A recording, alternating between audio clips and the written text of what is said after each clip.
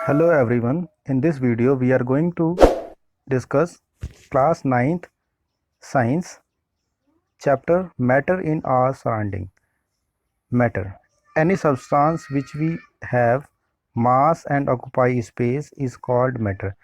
कोई भी ऐसी चीज़ जिसके अंदर मास हो यानी वजन हो और वो जगह घेरती हो उसको हम मैटर कहते हैं। जैसे क्लाउड के अंदर एक वजन होता है, पानी का वजन होता है, पेन के अंदर वजन होता है, पेंसिल के अंदर वजन होता है, एयर के अंदर वजन होता है। क्लाउड जो है वो जगह घेरते हैं, पेन भी जगह घेरता है, पेंसिल भी जगह घेरती है, एयर भी जगह घेरती है। आप बलून के अंदर जब एयर अंदर जाएगी तो वो जगह घेरती है, तभी तो बलून फूलता है। लेकिन love hate angry, what about love hate angry? Love hate angry में कोई जगह नहीं होती और कोई वेट भी नहीं होता, तो इनको हम मैटर कहते हैं और इन सभी को हम मैटर नहीं कहते। मैटर के लिए हमारे पास मास होना चाहिए, ऑक्यूपाई स्पेस होना चाहिए। सो अब पढ़ते हैं physical nature of matter. Matter के फिजिकल नेचर्स हैं। Matter is made up of particles. Matter एक पार्टिकल से बना होता है। Particles of matter are very small. जो पार्टिकल्स हैं मैटर के वो बहुत छोटे होते हैं। Even smallest particle of matter is called as atom. So अगर एक एटम है, दो एटम है, तीन एटम है, चार एटम है, पांच एटम है, छह एटम है, इन सबको अगर जोड़ दें तो हमारे पास क्या बन जाएगा? मैटर। ठीक है, मैटर बन जाएगा। और जैसे एटम के पास मास एंड ऑक्यूपाई स्पेस है तो मैटर के पास भी मास एंड ऑक्यूपाई स्पेस है। नेक्स्ट स्लाइड की तरफ चलते हैं। नेक्स्ट स्लाइड है हमारी, matter is made up of particle. ये कैसे पता करें कि मैटर जो है वो पार्टिकल से बना हुआ है? तो हमने एक बीकर ले लिया, इस बीकर में पानी ले लिया, पानी के साथ जैसे ही हमने पानी लिया तो उसके अंदर वाटर लेवल मार्क कर दिया। वाटर लेवल मार्क करने के बाद हमने उसमें एक चम्मच सॉल्ट डाला। सॉल्ट डाल के ग्लास रोड से उसको राउंड अप किया, घुमाया। अब हम क्या देखेंगे? आप क्या सोचते हैं क्या देखेंगे आप? ग्लास रॉड से जैसे ही हम उसको राउंड करेंगे तो सॉल्ट जो है वो पानी के अंदर घुल जाएगा। पानी के अंदर घुल जाएगा, हम particles of salt get dissolve into और move in between the particles of water. तो पार्टिकल्स ऑफ वाटर जो हैं उसके अंदर सॉल्ट के पार्टिकल आसानी से घुल जाएंगे और चले जाएंगे, यानी उसका जो लेवल है वो ऊपर नहीं बढ़ेगा। इसका अर्थ ये है कि वाटर के भी पार्टिकल्स हैं और सॉल्ट के भी पार्टिकल्स हैं। Particles of matter are very small. Particles of matter are very small, ये समझने के लिए हमने बीकर ले लिया है, ए बी सी टी, चार बीकर ले लिए। इन चारों बीकर में हमने 100 ml पानी डाल दिया। देखिए 100 ml पानी, 100 ml, 100 ml। और पहले बीकर में 100 ml पानी के साथ कुछ कलर डाल रखा है। ये कलर डाल रखा है, देखेंगे आप ध्यान से तो ए वाले बीकर में आपको रेड कलर ज़्यादा दिख रहा है। ए वाले बीकर से रेड कलर जो है उसमें बी वाले बीकर में कम है। ए वाले बीकर से हमने 10 ml पानी निकाला और बी वाले बीकर में जिसके अंदर कलर नहीं था उसके अंदर डाल दिया, तो बी वाला थोड़ा सा कलर्ड हो गया। और फिर बी वाले में से फिर 10 ml पानी निकाला और फिर सी वाले में डाल दिया, फिर सी वाले से 10 ml पानी निकाला और डी वाले में डाल दिया। और हमारे पास एक टी शर्ट है, उसके ऊपर हमने डी वाले पानी में से निकाल के टी शर्ट के ऊपर डाल दिया। अब आप क्या सोचते हैं कि ए बी सी डी चार बीकर में से कौन से बीकर में सबसे ज़्यादा रेड कलर देखने को मिलेगा? और ये जो टी शर्ट है इस पे क्या होगा? क्योंकि हमने डी वाले से डाली है तो टी शर्ट का कलर बहुत कम होगा। तो इससे हमें ये समझ में आता है कि sample A have dark red colour because sample A के अंदर कलर की मात्रा ज़्यादा है, क्योंकि इसके अंदर पहले ही कलर मिलाया गया है।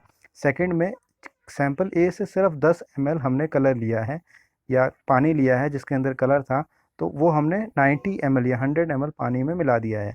तो sample A have dark colour where sample D have faded red colour that particles of matter in A is more than D.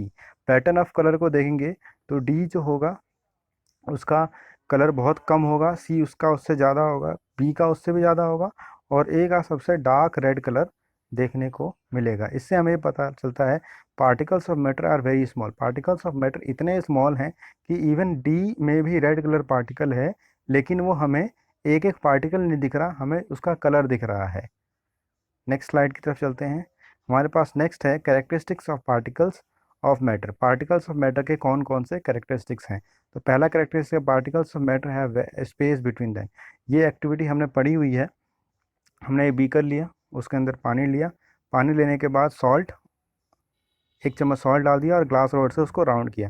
Glass rod से राउंड जब करेंगे तो इसका जो लेवल है वो नहीं बढ़ेगा, 1 चम्मच सॉल्ट डालेंगे तो। ऐसा क्यों होता है? क्योंकि सॉल्ट का पार्टिकल जो है वो वाटर के पार्टिकल्स के बीच में पहुंच जाएगा, इसलिए इसका लेवल नहीं बढ़ेगा। अगर सॉल्ट का पार्टिकल वाटर के पार्टिकल्स के बीच में नहीं पहुंचता तो इसका लेवल बढ़ सकता था। इसलिए हम कहते हैं matter have space between them. Particles of salt move inside the space between the particles of matter. So अगर पैटर्न के हिसाब से देखें तो सॉलिड के अंदर ये स्पेस कम होता है, लिक्विड में ये स्पेस ज़्यादा होता है, और गैस में ये स्पेस सबसे ज़्यादा होता है। Particles of matter have space between them, solid में सबसे कम, लिक्विड में उससे ज़्यादा, गैस में उससे ज़्यादा। अब सेकंड कहते हैं particles of matter are continuously moving. Particles of matter continuously move करते हैं, ये कैसे पता लगेगा कि हाँ वाकई में particles of matter continuously move कर रहे हैं? इसके लिए हमने एक ग्लास लिया है, ग्लास के अंदर पानी ले लिया जो कि बहुत शांत है, मतलब उस ग्लास को हम हिला नहीं रहे, पानी बिल्कुल हिलता या डुलता हुआ हमें नहीं दिख रहा। हमने एक ड्रॉपर की सहायता से उसके अंदर रेड कलर डाला।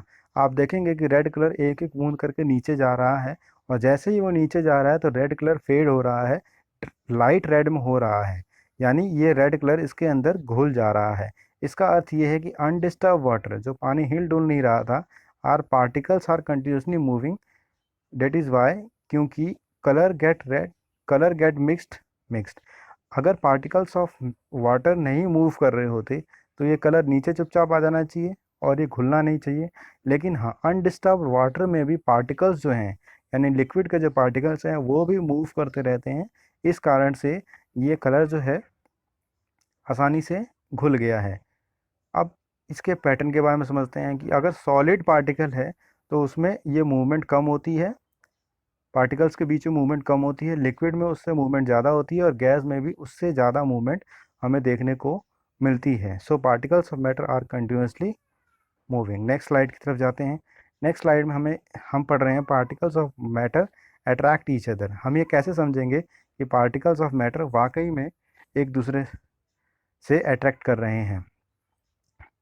मान लीजिए ये हमारे पास हैमर है और आयरन नेल है, आयरन नेल को हम हैमर से पीट रहे हैं, तो क्या आयरन नेल ब्रेक हो जाएगी या आयरन नेल सीट में कन्वर्ट हो जाएगी?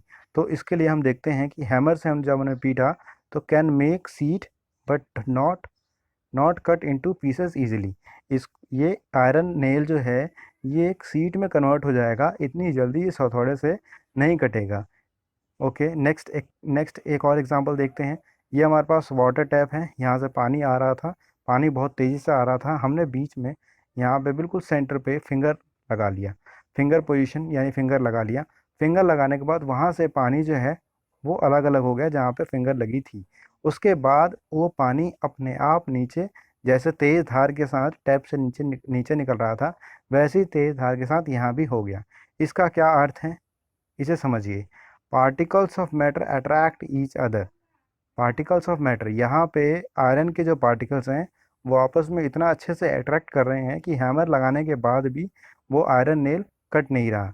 वैसे ही वाटर के जो पार्टिकल्स हैं वो यहाँ पे इकट्ठे थे, ऊपर टैप से जब निकल रहे थे तब इकट्ठे थे, और टैप से निकलने के बाद यहाँ पे ये इकट्ठे थे, उसके बाद फिंगर लगाने के बाद ये यहाँ पे फैल गए, और फिर दोबारा से ये यहाँ पे इकट्ठे होने लग गए। इसका अर्थ ये है कि particles of matter attract each other. और पैटर्न क्या है, गैसेस में पार्टिकल्स कम अट्रैक्ट होते हैं, लिक्विड के पार्टिकल्स ज़्यादा अट्रैक्ट करते हैं, और सॉलिड के पार्टिकल्स उससे भी ज़्यादा अट्रैक्ट करते हैं। तो हमने अट्रैक्शन, स्पेस और कंप्रेसिबिलिटी के बारे में पढ़ लिया है। अब हम स्टेट्स ऑफ मैटर को ज़रा डिस्टिंग्विश करते हैं, डिफ्रेंशिएट करते हैं। ये सॉलिड पार्टिकल्स हैं, ये लिक्विड पार्टिकल्स का है, और ये गैस पार्टिकल का है। सॉलिड में देखेंगे तो ये कई सारे पार्टिकल्स हैं आपस में बिल्कुल चिपके हुए हैं।